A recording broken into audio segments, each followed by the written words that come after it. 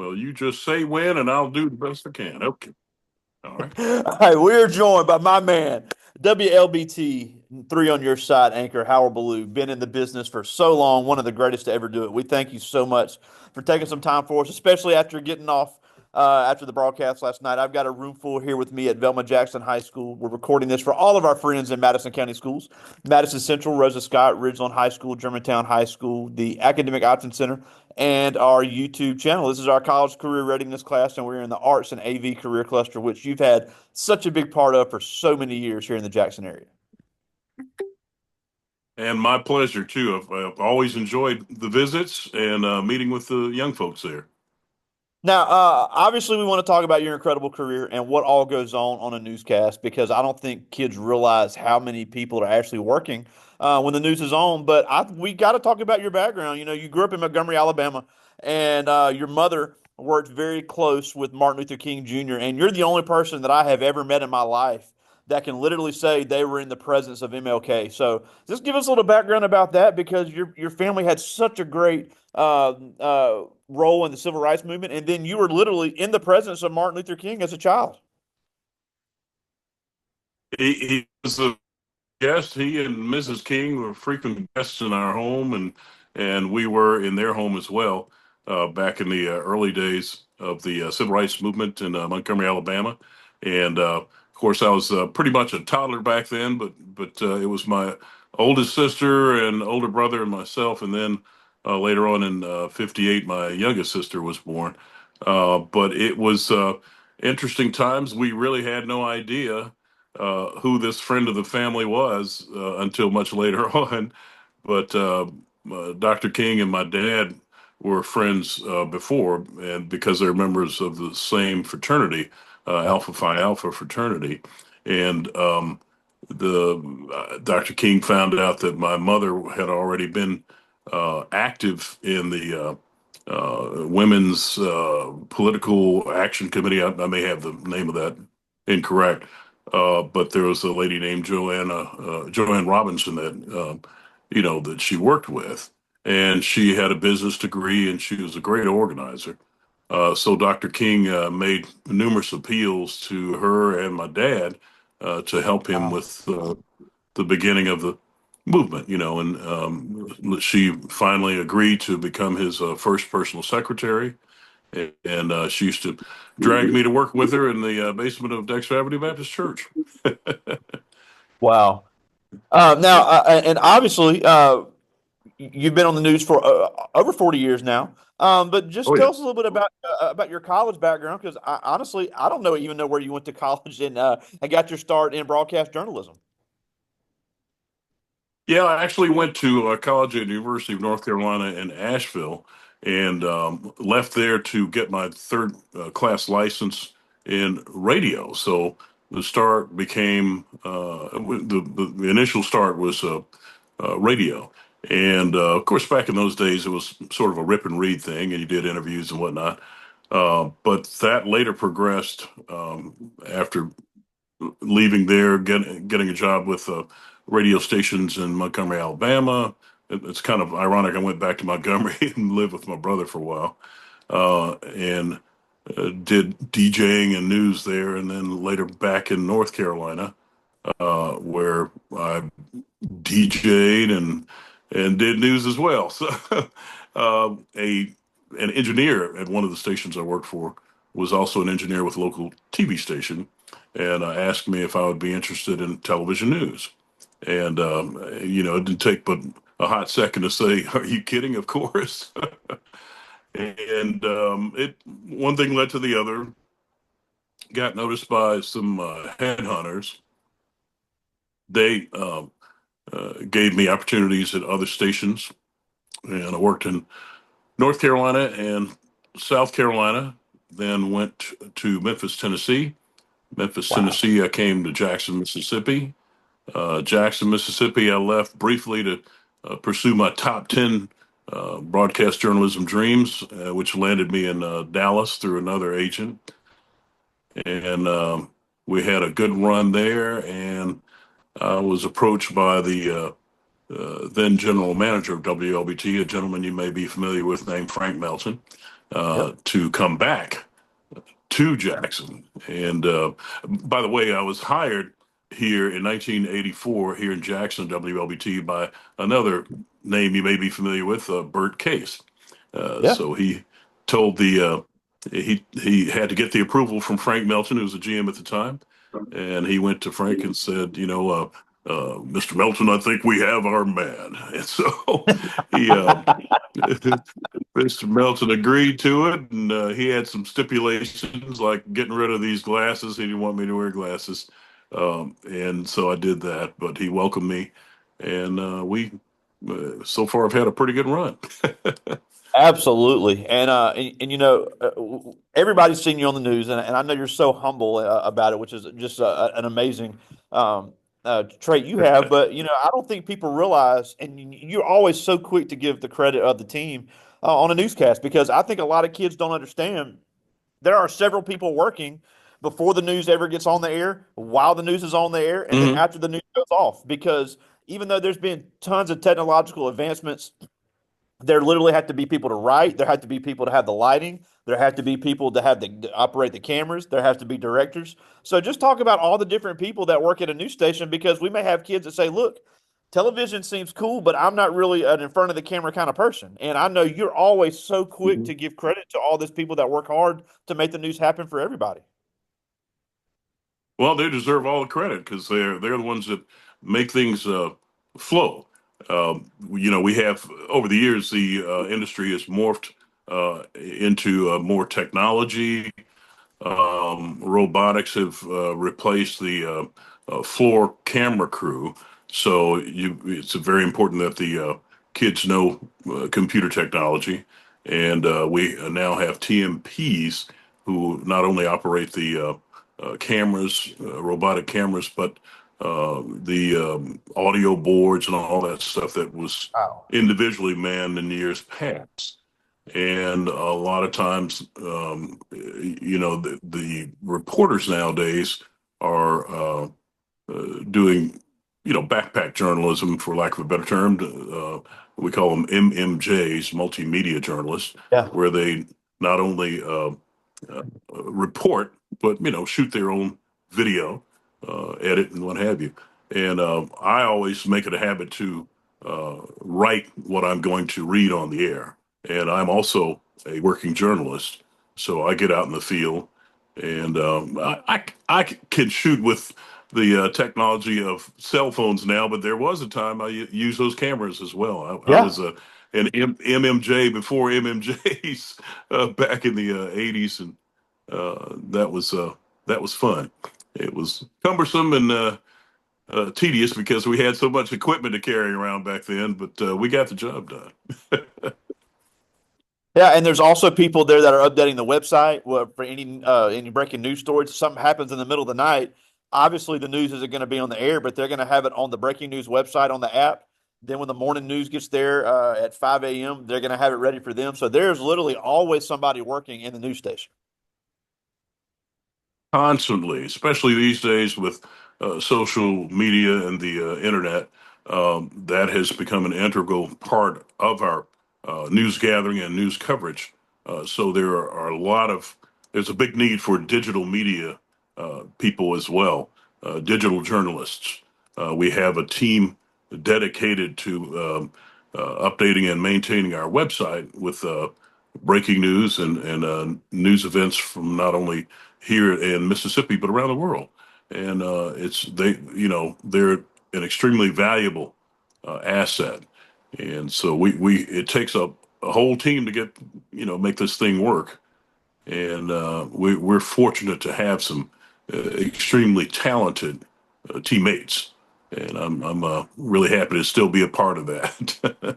Yeah, and then also I think something that gets overlooked as well is I know Rob J used to always shoot some funny segments, but there's a lot of people behind the scenes that do sales that have to sell the ads while you guys are on the air, Oh and that is yes. a and that's a you always said that's the people that pay my salary. So if people are interested in sales and they actually help them write the commercials that air while Sure. you guys are on the air, so that's a big part of television as well.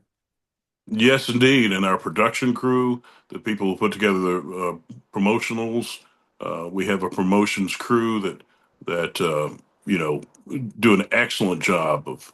It's important. So if you a lot of times in this business, if you don't toot your own horn, the other guys are going to toot their horn and say they're the ones who are number one, and there's the one who got the story first or what have you.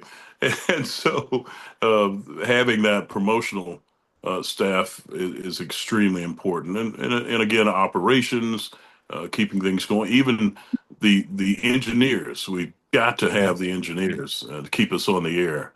So there's so many facets and aspects to the business that makes it work.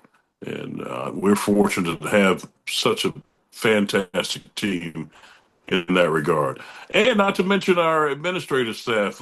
I got to, to Ted Fortenberry's horn. He's our general manager and vice president for the region, and he's very supportive of our journalistic team and news gathering. And you have to have that in order to be an independent news gathering source.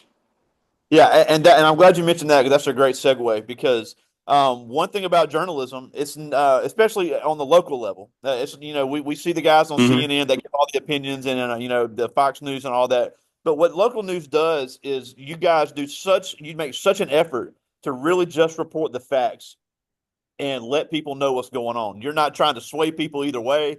Your job is to let people know what's going on in the community, to let people know about events, to let people to give the good news and praise local leaders, but also let people know what's going on in local government. I've never heard you guys give an opinion, but you guys are always and you had your segment taking back the streets where you were going and interviewing local residents that were having issues in the city. You weren't giving your opinion, but you went to them and gave Hmm. them a forum. So just talk about that, about why it's so important to just go and find the story instead of giving your own spin on the story. Yeah, well, absolutely. That's the definition of journalism. 101 is truth telling. Our mission is truth telling. We are supposed to gather information and facts, vet our sources, and make sure we have good sources. The opinions go to the editorialists. The people who give that segment of opinions. Frank Melton back in the day had the bottom line, Oh and yeah. we still, we so we leave that to those guys. The general managers have their own way of telling stories and giving their opinion. But no, that our mission is to report the facts, to tell the stories. I mean, no matter how fair and balanced you try to be, and we're always going to get some complaints. Oh, you gave that person played favorites with that person, and that's not the case. We gather the information and then give that information back to the public in a fair and as fair and balanced a way as humanly possible. So that's Yeah. what it's a truth telling mission. Yeah, and one of the cool things about this career is every time there's a big event, you guys seem to be there. I know you've covered all types of big events over the years. You've met all kind of famous people, and I always kid you. You got to be in one of the most famous movies ever shot in Mississippi, and you didn't even realize it was going to be that big. They just called you and said, "Hey, we need somebody that's a news reporter." So, just talk about all. You get to meet all kinds of people. You've interviewed Deion Sanders, all these big names. So it really is a perk that requires professionalism, but can be extremely rewarding. Very rewarding. That's one of the perks of the business. Just to be clear, I never really got a chance to interview Deion Sanders. I wanted to, but the sports guys had the corner on that market. So no, but interviewing man who would become the first African American president of the United States, that was particularly Wow. meaningful for me as a journalist Wow. because of the history. I don't care good, bad, or indifferent about the man. Yeah. This Oh, was an I agree. historic moment in the United States history, and I had a chance to, Absolutely. interview Barack Obama when he was a senator, and Wow. later covered the inauguration. So it's got its perks. I've interviewed Lena Horne. A lot of your kids may have never heard of her. They'll have some new of her Wow. name, but she was That's it's some of my parents' favorite right there. yeah. And Morgan Freeman. I had a chance to do events with him and interview him, and then various high profile athletes and artists and what have you. So it was, it has been a thrilling uh, uh, career, and I have absolutely no regrets and look forward to doing as much as they will continue to let me do because I love my job. Yeah, and you've done so well at it, and and you won numerous awards. And I always Thank think it's you. cool how you always put the credit on other people, which I've always said, the royalty of news in Mississippi has always been you and Walt Grayson. So it's just amazing the longevity you guys have had and the professionalism. You're Now I do kind. have some questions You from the are students. kind. Thank you. I do have some questions from the students, and these are Okay. really good. And I like this first one. That's just Karen Queen. She's in 10th grade, one of our Okay. volleyball players here, and a member of our band. And she Super. asked, what was it that made you decide to become a news reporter? Good question indeed. When I was her age and younger, I was a big fan well, there were a lot of national events that were major news events back when I was growing up, like the assassination of President Kennedy, the first person on the moon, and just amazing things of that era. And there was a gentleman named Walter Cronkite who did the reporting, Oh and yeah. America loved Walter Cronkite. He was so people were so used to him being in their living rooms and so comfortable with believing that he was giving them the truth that some people called him Uncle Walty. So this guy was doing all kinds of things like flying in Mach speed aircraft to describe what the experience was like. And I said, man, I want to do that. So that was an impetus for it, as well as my And parents, for it, who as well as were in my the parents, education field. who were in the education field. Wow, that's awesome. I like this one. This is Levon Johnson. He's in 10th grade. And he asked, how vital are computer technicians and computer skill professionals to a news station? Extremely, and that's a very good question. That's why I was saying make sure your computer Extremely. skills are honed. That we have every aspect now of the news gathering business involves some sort of computer technology. The news gathering So it's very business, important. so it's very important. Yeah, and I think you talked about some of the technological advances that we've seen in the news industry just in the last few years. It's only going to keep getting more advanced. So Oh, quick plug absolutely. to our Hmm. digital media programs. We have the one on campus here at Belma Jackson. They have one at Madison Central, and we also have one at our career center. And that is a great way to start getting these skills in high school. And I know you guys have a great partnership. Gray Media has the partnership with the HBCUs, the Hines Community College in Utica with Mr. Chrysler over there. You guys have had a few of our alums at Belma Jackson have done the Gray Media internship Hmm. over there, and they were talking about how you guys were amazed at their technical skills. So that is something that I really hope our kids will consider. Yeah, that Gray Media Training Center is just a treasure. I'm so thankful that we're the ones that have that.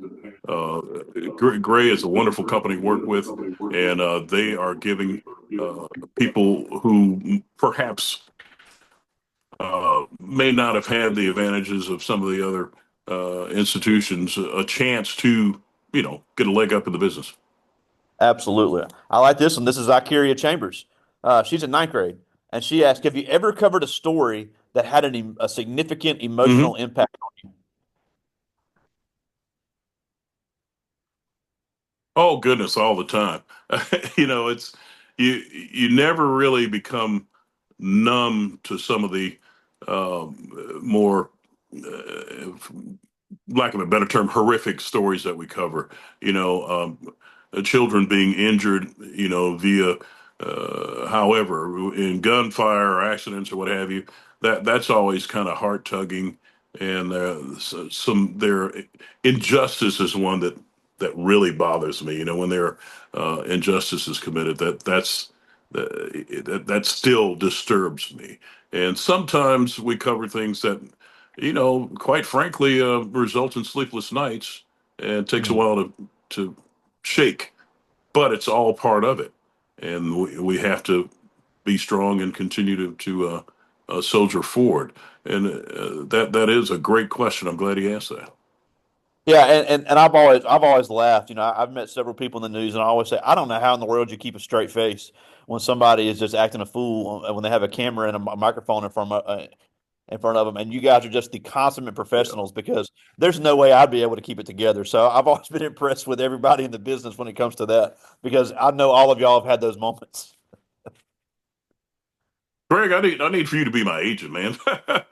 Thank you for saying that.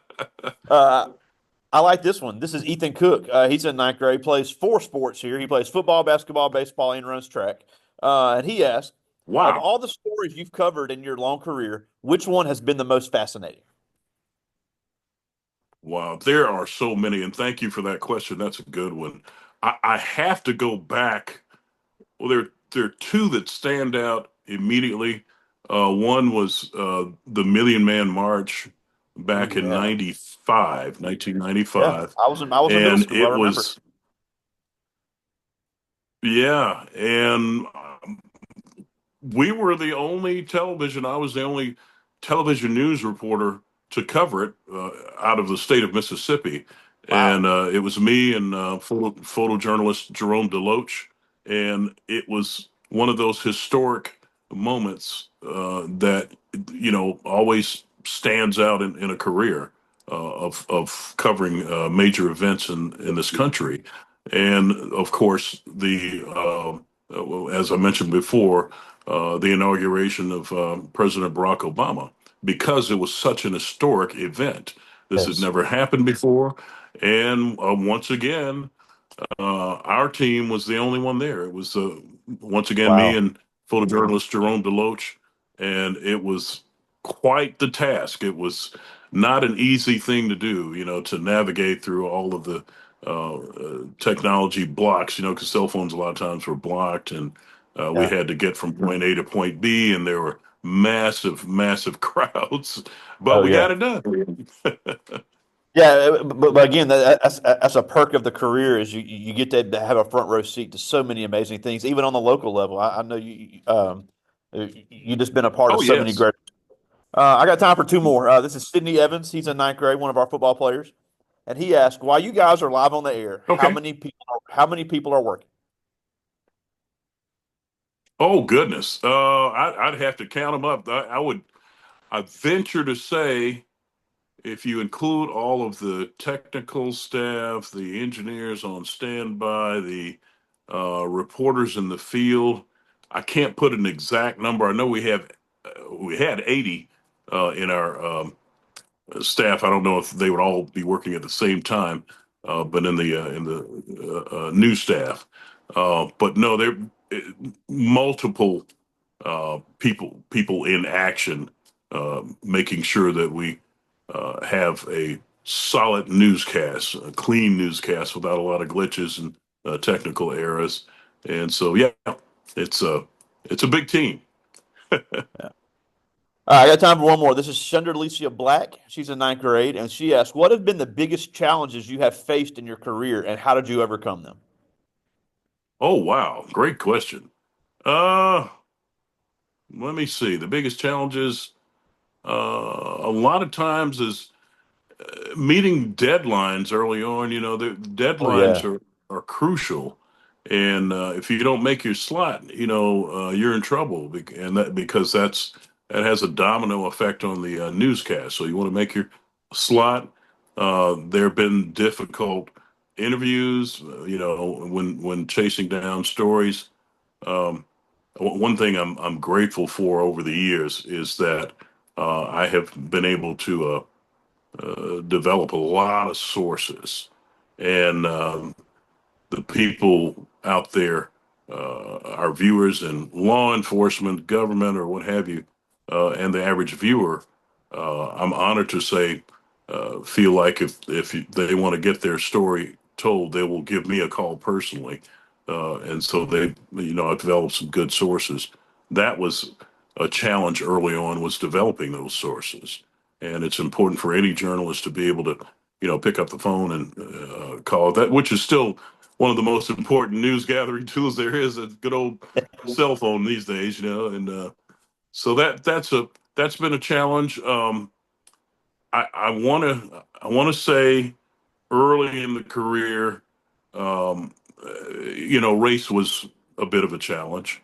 A lot of times I was the only African American in the newsroom, and but it was not an overwhelming challenge. I learned to navigate that, and once they realized that I was not some token hire, things went quite well. And Absolutely. that may be a little deep for the kids this age, but it's a fact. So Yeah. Now we're almost out of time, and we thank you so much for taking time for us. But a couple things before we go. First of all, you're on at sure. 5 o'clock, 10 o'clock on WLBT every Monday through Friday. Oh, okay. Now, no longer five. I was on five. Matter of fact, I I'm did sorry, four, five, six. Six. Yeah, six. CJ Yeah, LeMaster's on at 5. You're on at 6. I'm sorry. right. But I did do five. We just switched it around a little bit. It's now 6 o'clock and 10 o'clock. 6 o'clock with Courtney Ann and 10 with Maggie Wade. And I have also done the 5:30 and 9 on Fox News, which is Yeah. our shared services agreement station. It's all under the same roof at WLBT. But now primary duties are 6 and 10 p.m. report and general assignment and investigative reporter. Yeah, and if you're ever out, you always speak to people. So if anybody ever sees you in public, you're just so friendly and approachable. I just encourage everybody. If you haven't met Howard Ballou, go up and introduce yourself. He'd love to talk to you. But the last thing before we go, and I know we mentioned our digital media Okay. programs, but if we have kids that are interested in the television industry, this is a great field to get into, and these are skills they can learn right now and get into pretty quick after high school. So why should they really consider getting into the news business? Hey, if they like learning information before everybody else and telling stories, this is for them. It's a very fulfilling business to be in, and the ones who succeed are the ones who are not in it just to be on TV and who want to be famous. The There you ones who go. succeed are one who are genuinely interested in getting the information, telling the truth, and reporting facts. And There you go. the best reporters are the best anchors, in my opinion. And stick to your writing skills. That's extremely important. And read voraciously. Make sure that you read a lot and write, talk to people. That's the best communicator. You are a communicator when you're in this business. So learn to uh, pronounce and enunciate, your words because yeah, that's what we do. Yeah, and ask people how to pronounce their names. I've had people on TV say my name wrong, and I had to correct them. So they can. I think people appreciate. Well, how do you say your name? I want to make sure I say it right. So little things like that. That's a Oh, great point. absolutely. Yeah, absolutely. Don't be afraid to ask questions. That's how you learn. Absolutely. Absolutely. Well, we appreciate you fitting us in your tight schedule. Always a pleasure. Just one of the best to ever do it. Howard Ballou, WLBT news anchor. We thank you so much for joining us today. Thank you, Greg. My pleasure. All right. Talk to you soon, my friend. Okay. See ya.